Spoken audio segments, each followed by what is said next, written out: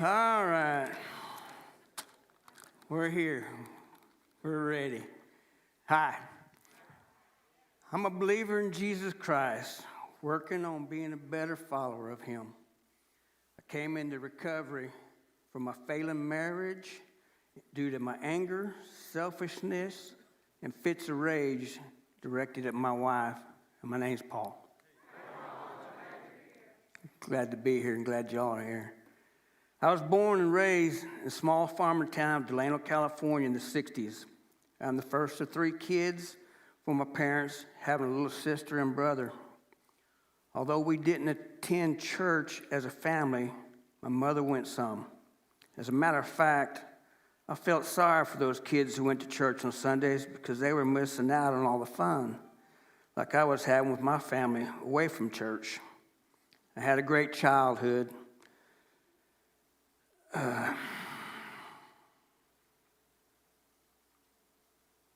Tried to read without reading my paper. I had a great childhood because as a close family, we vacationed and had celebrations with our close friends and extended family often. We took countless hunting, fishing, beach and mountain trips, and played in the dunes on dirt bikes. My parents loved us all, and we'll be married for 60 years in June. Back then, especially in the culture I grew up in, life was all about your own self: sex, drugs, alcohol, and rock and roll. The drugs were not part of my family, but the rock and roll and alcohol, they was cool. Believe it or not, even as close as my family was and is today, I missed out on some lessons like situations, how to handle situations head on, and control emotions like anger, and communicate with your spouse and kids. However, you can bet I was front and center with alcohol consumption, work, play, and relaxation. Consuming alcohol was part of everyday life for my family and many other families around me. Most likely, I began drinking with my parents about age 14 or 16. We were happy drinkers, and it wasn't ever a problem.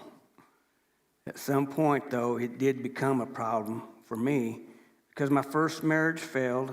I had 2 DUIs, multiple open container tickets, and eventually it led me to drug use. In the mid-'80s, my first wife and I liked to drink, smoke pot, and I began to enjoy cocaine on weekends as I hung out with my friends. With no children, that marriage ended in the early 90s after we grew apart. I kept my job on the ranch, had money, enjoyed alcohol, and desire to have fun. After meeting a new gal, I was introduced to crank, aka meth. For this, my friends and I always thought crank was for the lowlifes, but I became the newest lowlife. Taking it further, I figured if I started dealing it, I could do it every day, make money, and have women.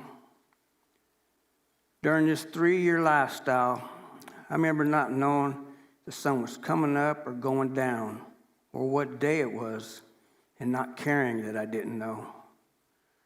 I thought about the possibility of the law kicking my door down any moment, sending me to prison.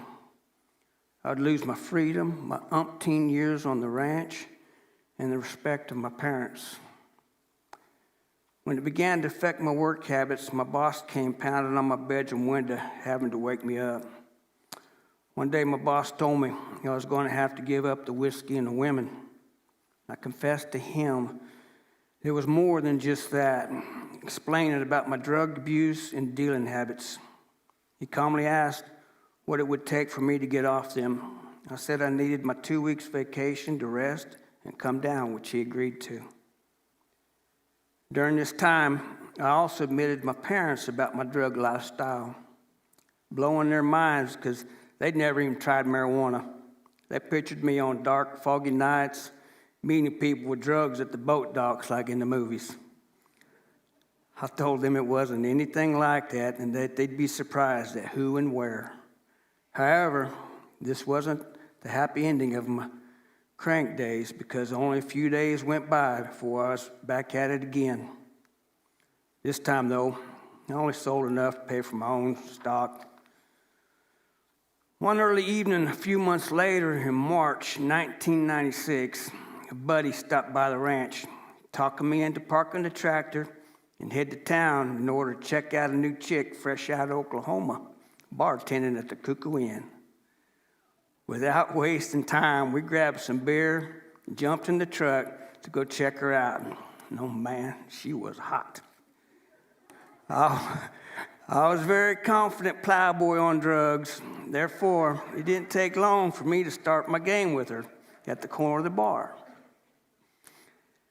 I'm not sure if it was my unmatched shirt and shorts, boots, and dusty cowboy hat with turned sideways with obscenities wrote on it, or my buddy yanking my shorts down to my ankles.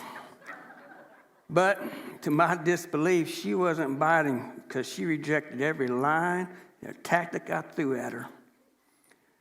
I may not have succeeded that first night, but I didn't give up.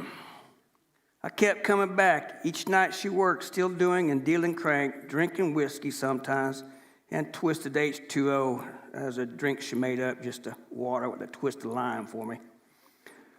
Then finally, after several more rejections, she agreed to one dinner date after a few hours conversation on the phone. Well, wouldn't you know it, that one dinner date is all it took to be the beginning of Paul and Elsie Joe. We clicked well, not hiding anything she knew about the drugs, and I knew she had 4 young'uns. It didn't take long for us to begin to have feelings for each other, with me being the first to express my love to her. She said she felt the same but hated the crank. I had no reservations about quitting and quit because I had a reason to. Even though we were growing closer, we both continued drinking and got engaged. Then Elsie Jo and her 4 kids moved in with me on the ranch. Although she clearly warned me things wouldn't be this easy and good, I believed my life was going great because I had a beautiful woman and 4 kiddos calling me dad who loved me. Plus, I had a good job, a house, a good relationship with my family and friends, and free to drink. In October 1996, my perfect little world began unraveling after my pickup was stolen from where Elsie tended bar. Not knowing how to handle my feelings, I let my anger take over. Once my truck was found stripped for parts, I decided to get revenge, taking along a couple of my buddies disguised in long trench coats, sheriff badges, black hats, and bandanas around their faces on Halloween while Elsie was working. Arriving at the home where my pickup was located, I beat this young man in front of his woman and kids with a roll of quarters tucked in my fist, leaving him in critical condition with my buddies waiting by the truck. For this, I had promised Elsie not to do crank since I was with some buddies who still used and blow my 4 months as clean. Well, I blew that because I broke my promise and did it anyway. After getting my vengeance, we returned to the club where I avoided her in fear she'd figure it out. I didn't want to hurt her, but knew she wasn't a stranger to the crank world. It wasn't long before she sent one of her waitresses to get me. Man, did I hurt her deeply. She packed up the kids and her stuff and left me, saying it was over because she would not tolerate the drugs. I'm not sure how or even why, but Elsie managed to forgive me and married me 11 days later. Not only did I celebrate being clean for 24 years on November the 1st, 2020, but on the 11th, we celebrated 24 years of marriage.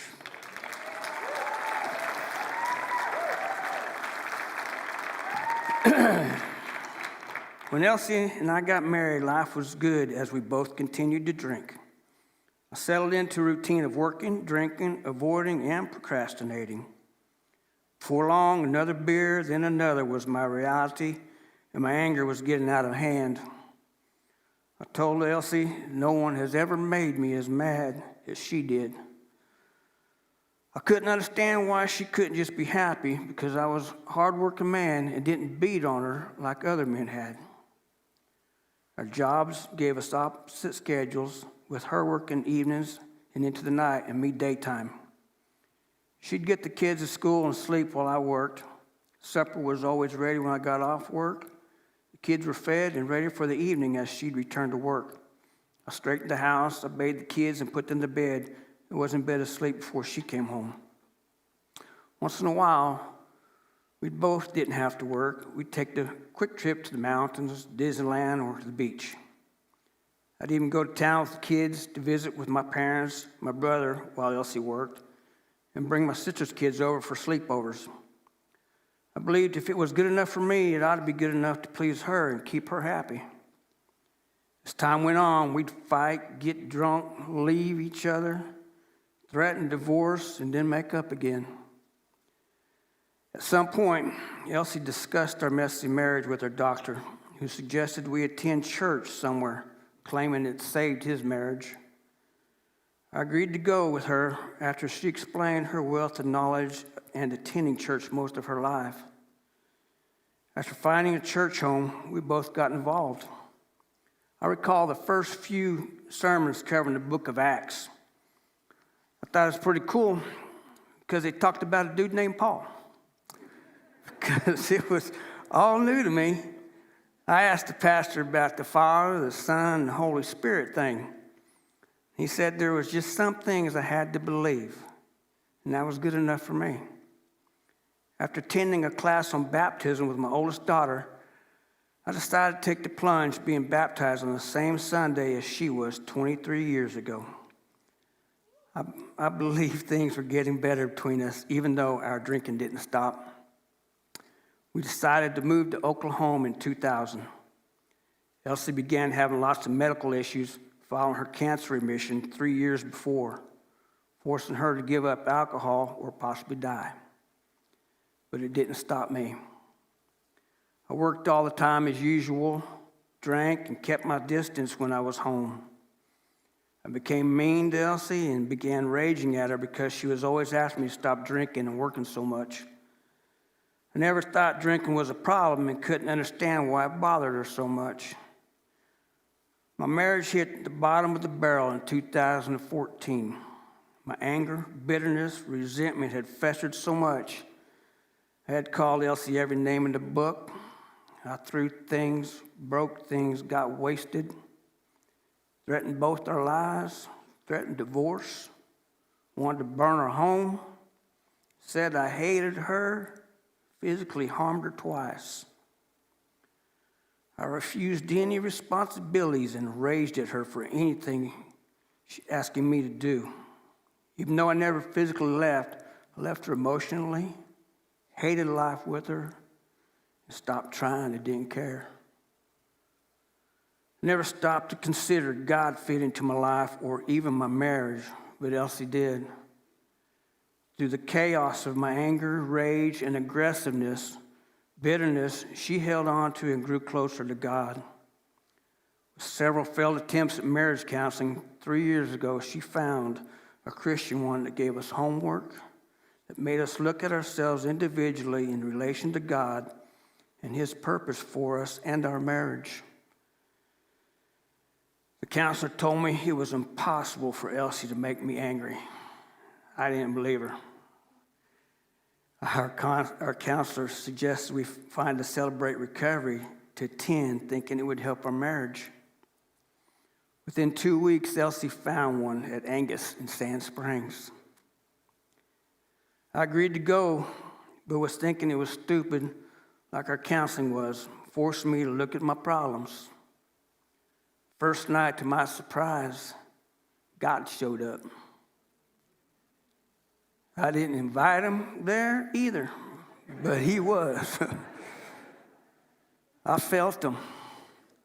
We felt loved and accepted by everyone, and even began to look forward to it. We even began volunteering with Elsie Jo, the cook, and me, her sidekick. After a couple of months, Elsie started her first step study, but not me. Soon after announcing they were closing, we came to Southern Hills on the first Friday of December 2019. CR Pastor Josh mentioned having a men's step study that had a couple of spots. Elsie suggested I do it, so I reluctantly did. I wish I could say that ended my fits of rage, projected her, but it didn't. I still spent nearly my whole step study blowing up at her and threatening to quit and even shamefully let Satan reign in me a few too many times to count. Then toward the end of it, something happened, and I found myself feeling a great deal of remorse for my behavior. I caught on fire for God, began to open up, and knew my behavior was wrong. I looked at Elsie again and loved her so completely for the person she is.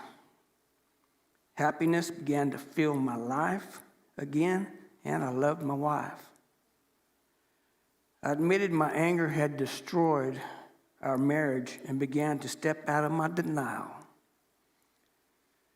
Our home became a place I enjoyed, and I wanted to be there with her. But I didn't make an amends with her until I sat down and prayed for the words I shared not long ago.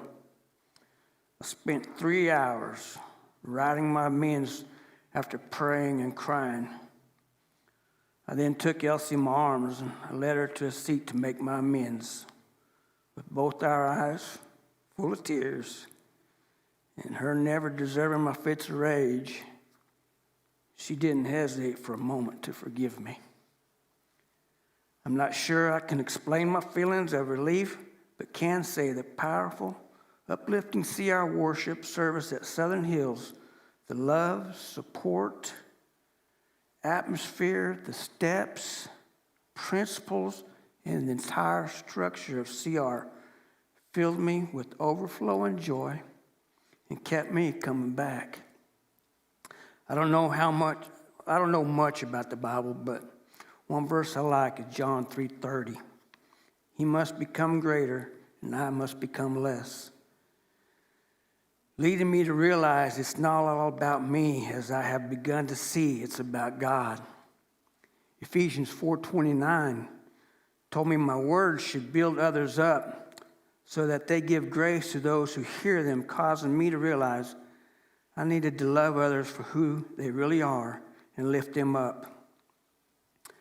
I am starting to understand I am not meant to be alone and learning to serve as his obedient child created for his glory.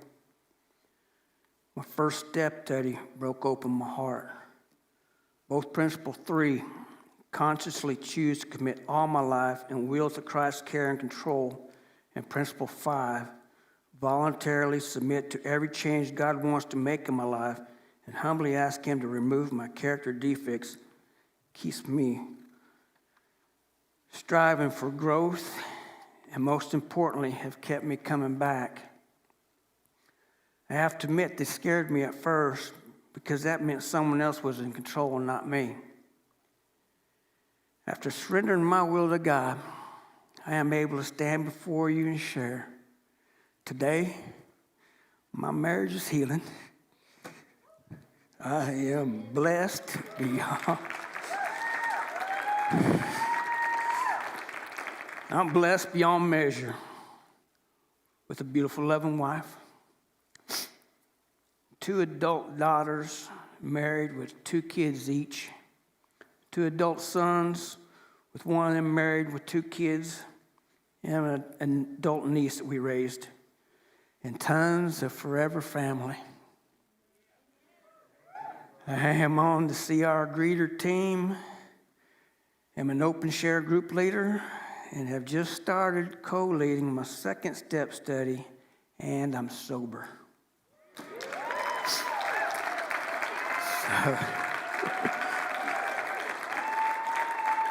So to the newcomer, look, I was sitting where you are, believing that this was just another stupid way to face my problems that I didn't believe I had, until God got me.